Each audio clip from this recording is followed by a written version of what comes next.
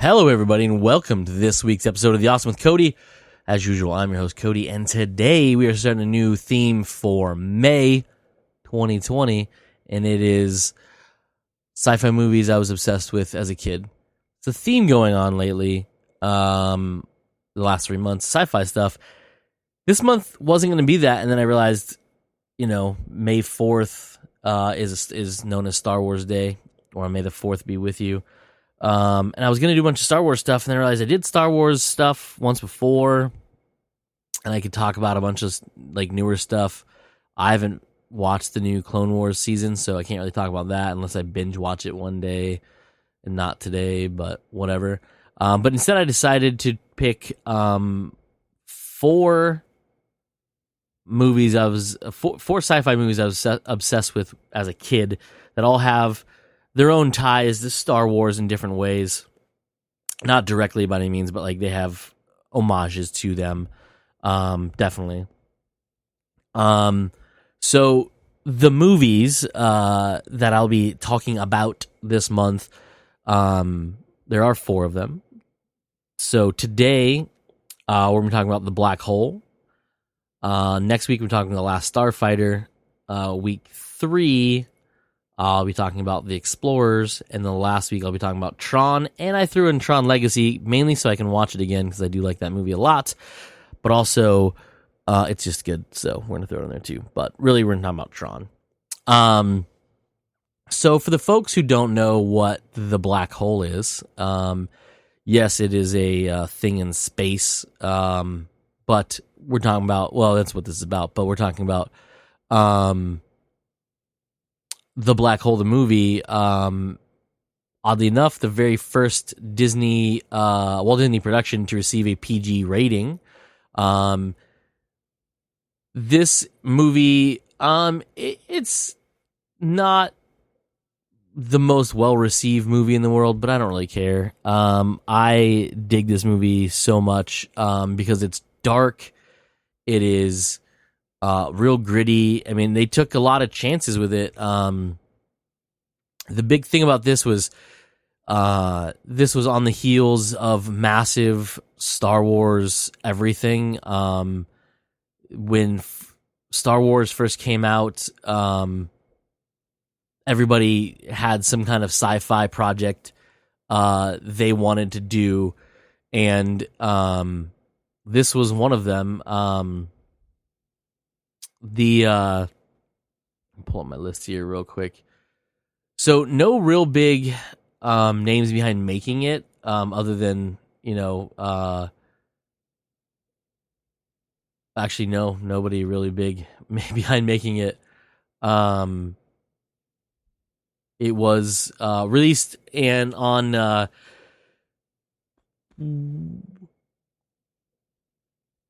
December 21st, 1979. For the folks who don't know, that time frame was, like I said earlier, it was massive for Star Wars. Anything and everything Star Wars related, people wanted anything close to it. And this definitely has, you can see a lot of attempts to be different things. There's a lot of different techniques that were used in this that attempted to be a lot like what Star Wars was doing with miniatures and things like that, practical effects, robots, for example. And it was fun. I'll get to more about that in a minute. So, making the movie, the director is a gentleman named Gary Nelson. He is probably not the most recognizable director in the world. Worked on a lot of Disney and Disney adjacent movies through his career. He did the original what was that called? Freaky Friday in '76. But obviously he did Black Hole for Disney in 1979.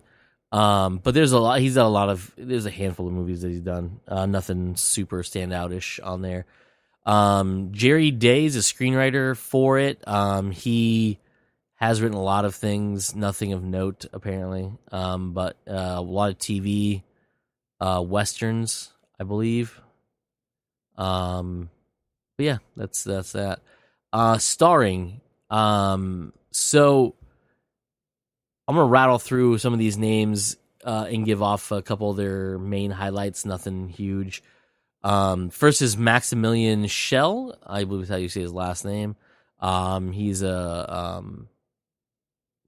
Austrian-born Swiss stage actor. Most notably,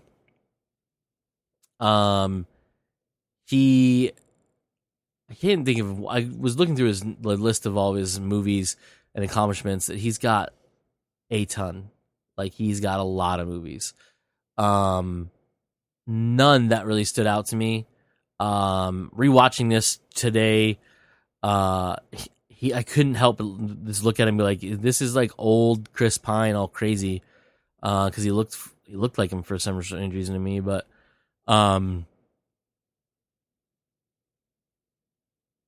he's done so many things. It's hard to like point out like anything big that he's in. But I mean, he's been in so many things, and there's a lot of things the names are recognizable, but his character may not be, oh yeah, him, blah blah blah. But yeah, he's been in so many things. Next up is Anthony Perkins. Anthony Perkins, most well known for playing Norman Bates in Alfred Hitchcock's Psycho. Of course, in its 3 sequels. He's been in a bunch of other stuff, but it's Anthony Perkins. Everyone knows him from Psycho, so that's all you really need to know. Next up is Robert Forster. Robert Forster is a character actor. He's been in a lot of things. Most notably for me, besides The Black Hole, is he played Max Cherry in Jackie Brown, one of the most criminally underrated Quentin Tarantino movies because it's fantastic. He was also in Olympus Has Fallen and London Has Fallen. He was in Mulholland Drive, Me, Myself, and Irene. He played the captain in that one, if you remember that movie. Yeah. That's Robert Forster. He's pretty dope. He's done a lot of things, too. Then you have Joseph Bottoms, which is a great name.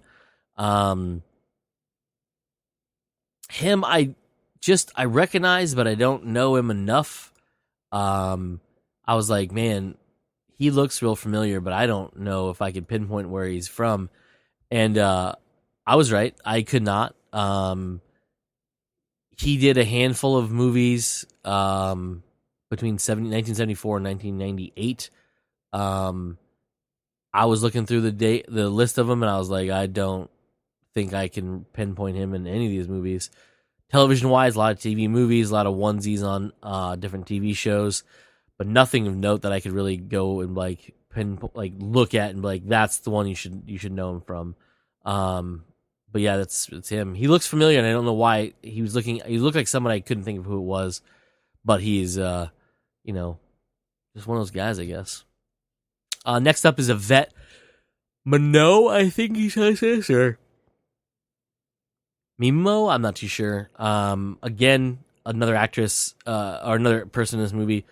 I can't really say I could give you one big name that you could go after and that's her. Because there's a lot of stuff that she's done, and again, nothing I could be like, that's the one you know her from. But she's in Black Hole, so there you go. Next up is Ernest Borgnine. A guy who's been in a lot of stuff as well. Me, whenever I see him or hear his name, I think of 2 things. Number 1 is Airwolf, where he played Dominic Santini. And number 2 would be McHale's Navy, where he played McHale. He played Lieutenant Commander Quentin McHale. Later made, I don't want to say famous, but again, he was that movie was McHale's Navy was turned into a movie. There was a TV show, by the way, in 1962 to 1966. But later on, It was made into a movie, which I love. I actually think it's extremely hilarious. And it has a bunch of different people in it, but as the role of Mikhail is Tom Arnold. And I believe, if I'm not mistaken, does Ernest Borgnine make a cameo in that? I should have looked that up.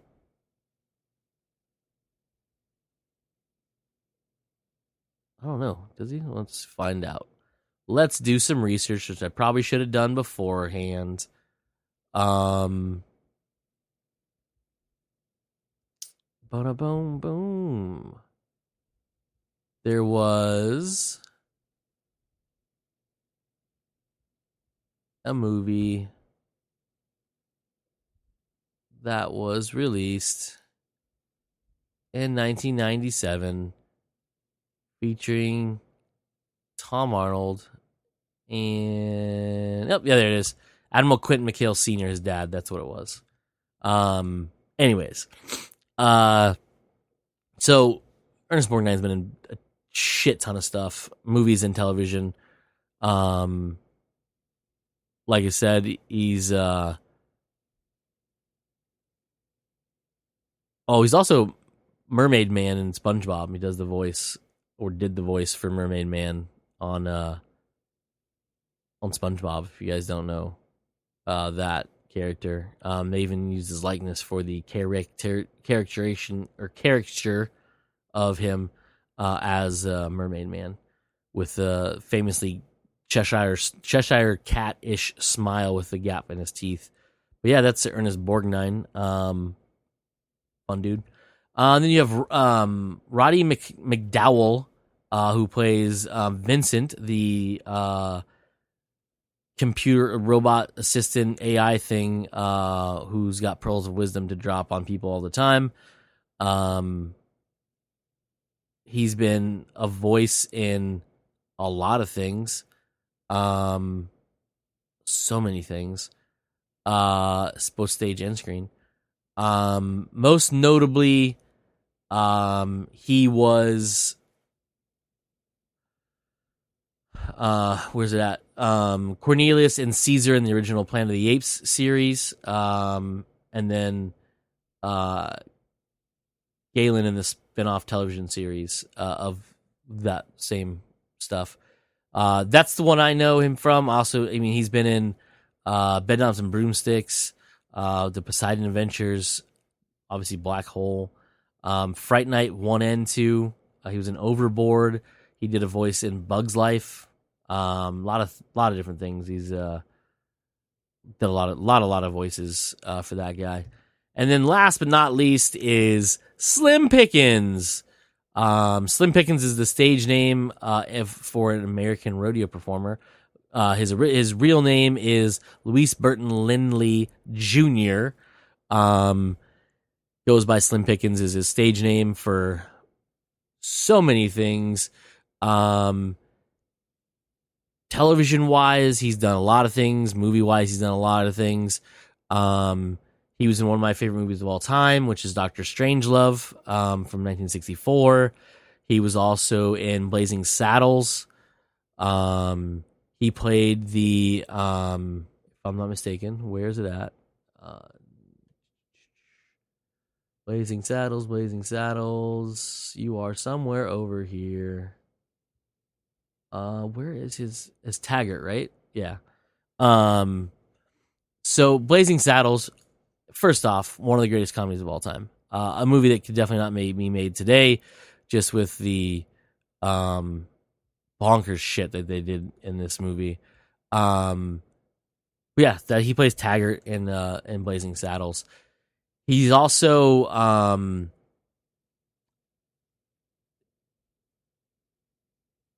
in, where is it at? I had it a second ago. Did I close it? I did. 1941, which is a pretty well-known, I think, satire comedy directed by Steven Spielberg, written by Robert Zemeckis and Bob Gale. Has a huge cast of so many people. I'm not going to go over it right now, but 1941 is a really good movie, a really funny movie. But yeah, that's Slim Pickens. Been on so many things. Apple Dumpkin Gang. Um,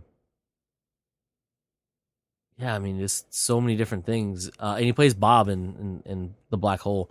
So, anyways, so Black Hole is is well, it's a lot of things. But it's a American space opera, if you want to put it that. A sci-fi thriller. Very much biting off the success of Star Wars, but done their own way, did different things. Anyhow, so the plot revolves around a crew of the Palomino, the USS Palomino, was a spacecraft that is returning to Earth. The crew consists of Dan Holland. I'm not gonna read all the names, and of course their robot Vincent, whose name is an acronym. They really tried hard with both him and Bob. Vincent stands for, so it's Vincent, so VINCENT. It stands for Virtual Information Necessary Centralized, I believe is how it's pronounced. It's in there. Yeah, centralized. There it is. I was like, oh, I have it somewhere. So they really tried hard to make the name Vincent out of something, and those words, when you put them together, really, really mean nothing. And Bob, we'll get to briefly in a little bit. His name is Bio, so it's B-O-B, Bio Sanitation Battalion. He is a janitor, essentially, which is weird because he also has laser guns, because he's the same type of robot that Vincent is, but he's a much older version of it from about 30 years ago. 30 years previously. We don't know what year this movie takes place in, by the way. But you can tell it's shot in the 70s for sure, because the clothes were really not done up to make him look like future clothes at all. They were borderline bell bottoms on most of them. Anyhow, so the Palomino discovers a black hole in space with a large spaceship nearby, somehow defying the hole's massive gravitational pull.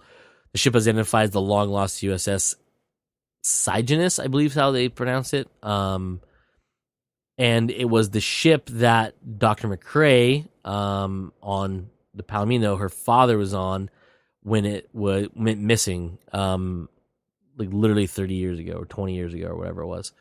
And so they're investigating it.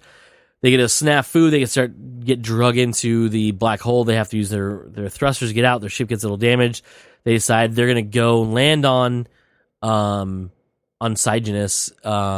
and they're going to repair the ship and get out of there. Well, as they're on their way looking for a place to land, power comes on inside the ship, lights up, and they realize that there's someone there.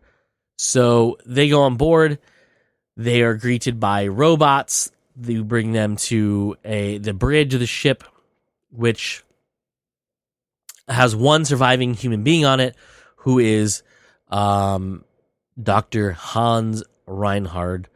And he tells them that he has discovered a way to stay where he's at using anti-gravity shielding to block out the massive gravity fluctuations from the black hole, allowing the ship to stay where it's at. He then tells them that he's discovered a power source that could power all of Earth. He has other things that he wants to pass down to them, but he's discovering a way to go and traverse the black hole, which I'll get to the ending because it's real fucking strange, and I don't remember nearly as much about it as I thought I did because it's been years since I've watched this movie. But it's talked about early on what they think happens when you go through the black hole. And that's what they show at the end, and it's real fucking strange. Anyhow,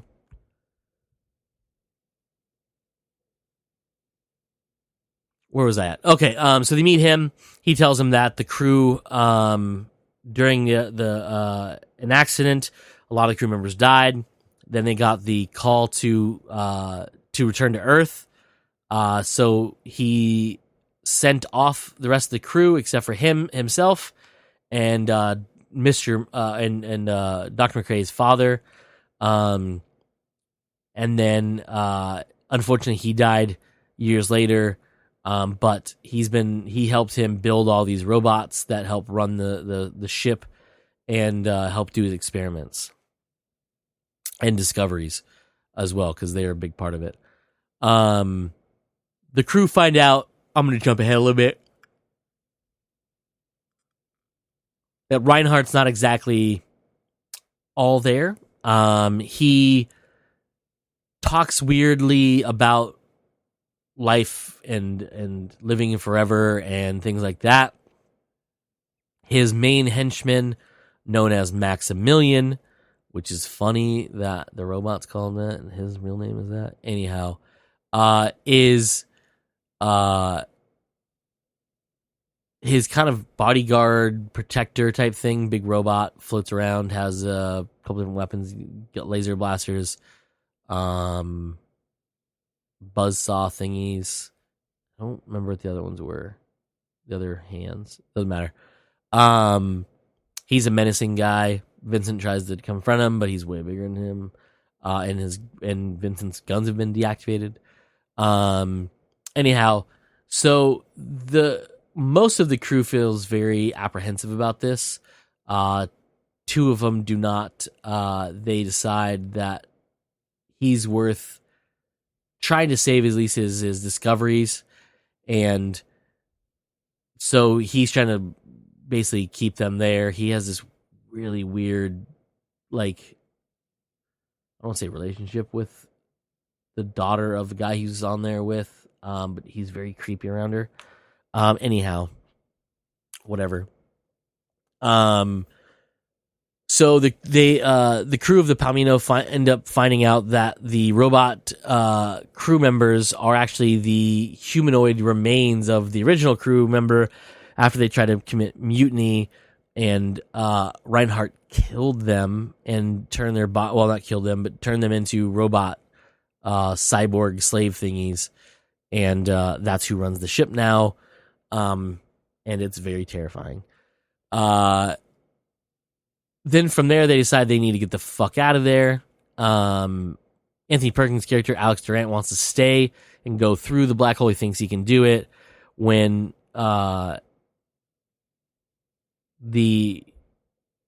Dr. Kate McCrae, who has ESP connection to Vincent, is told the truth, she tells Alex about it, and then right as they're getting ready to do something, Reinhardt pulls her away, giving Durant time to investigate. He pulls one of the face masks off the robots and realizes it's a human. She sees it, they freak out. Maximilian comes down to silence them. He kills Durant in a terrible way. Bores a hole the size of a basketball into his chest. Sounds graphically violent. They don't really show it per se. But then he gets thrown off a little bridge and lands on a bunch of electrical panel thingies, and he probably dies real bad if he wasn't already dead from the hole being literally carved into his chest. And then Reinhardt sends McCrae, Kate, down to the hospital, as they say, and she's gonna be turned into one of the robots.